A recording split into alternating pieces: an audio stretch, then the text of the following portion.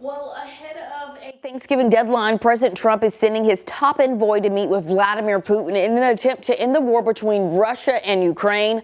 But Ukrainian President Volodymyr Zelenskyy says he wants to meet with President Trump this week to finalize the details. NBC's Alice Barr shares Trump's rules for a possible meeting between these leaders. Fresh off meetings on the war in Ukraine between top Trump officials and a Russian delegation in the United Arab Emirates, President Trump projecting optimism that a long-sought peace deal could be near. We're having good talks. We won't know for a little while, but we're making progress. That after posting that tremendous progress has been made after an original proposal that was widely criticized for being too favorable to Russia was, quote, fine-tuned with input from both sides. That was not a plan, it was a concept.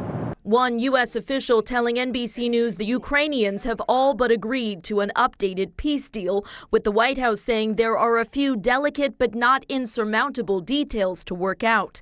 Ukrainian President Volodymyr Zelenskyy pointed to adjustments made after U.S.-Ukraine negotiations in Geneva. That framework is on the table, and we are ready to move forward. Russia, though, is threatening to walk away because of those changes to the original proposal that initially called for Ukraine to give up a fifth of its territory, shrink its military, and back down from entering NATO, all red lines for Ukraine.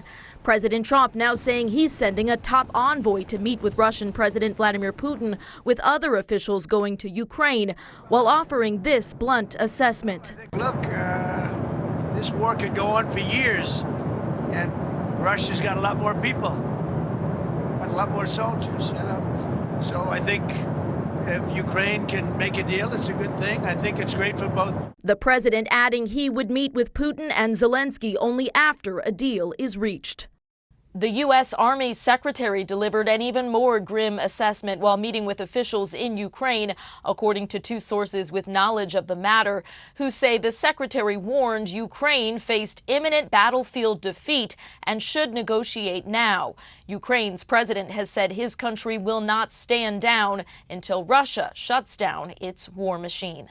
In Washington, Alice Barr, NBC News.